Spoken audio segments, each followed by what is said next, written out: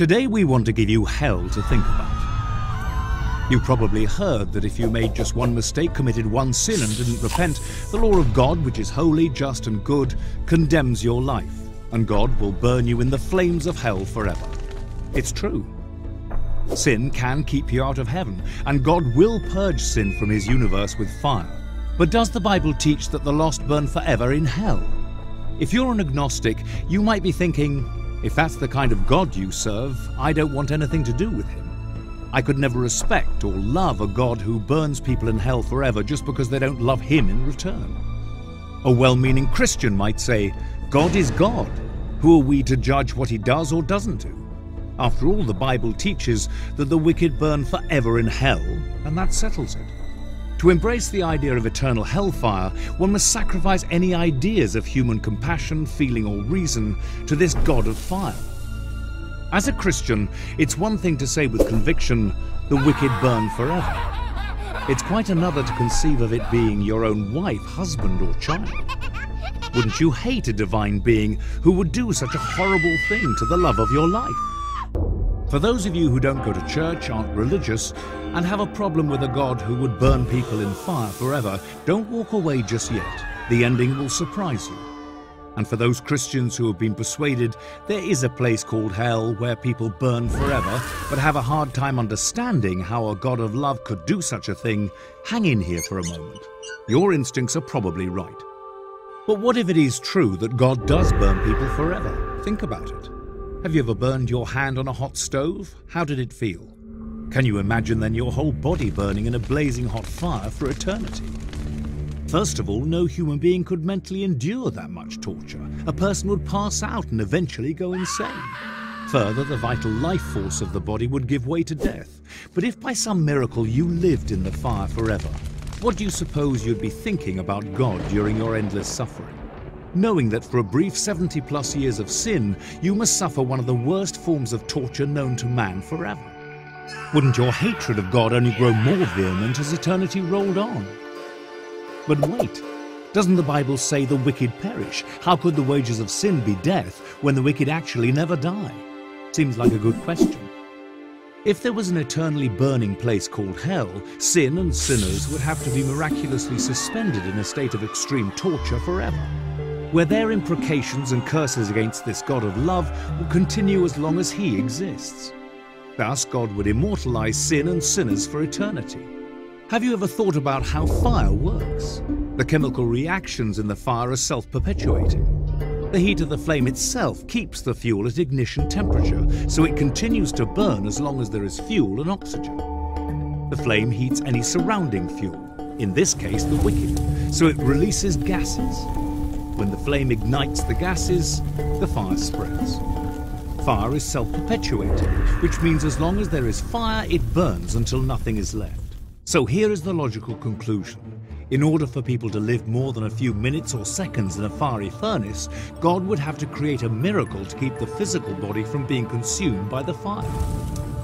Otherwise, no one could live more than a few moments in the inferno. And no human being has the vital force to withstand that kind of pain more than a few minutes. It is logical to conclude then, if you believe in the doctrine of eternal hellfire, you must also accept the fact that God tortures people forever. Can there be any stretch of the imagination or logic where one can reconcile these two realities? That God is love, and he burns people forever. These ideas are mutually exclusive. Either God is not a God of love, in which case he might burn people forever, or he is a God of love, in which case he would never burn people forever.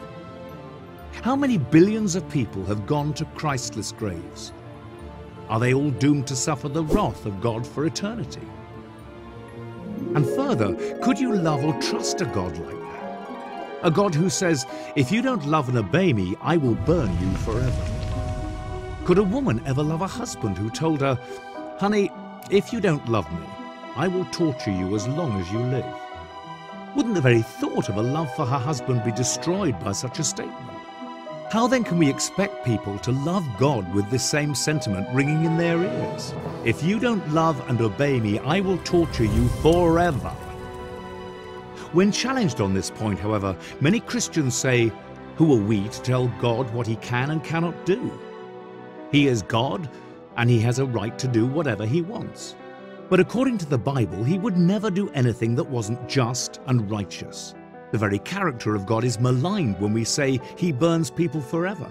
And that is exactly what the dark side wants. Another question: would justice be served by burning a human for eternity in the flames of fire for the bad things they did in this life? Note God's comment on the subject. This is what the Lord Almighty said: administer true justice and show mercy and compassion to one another.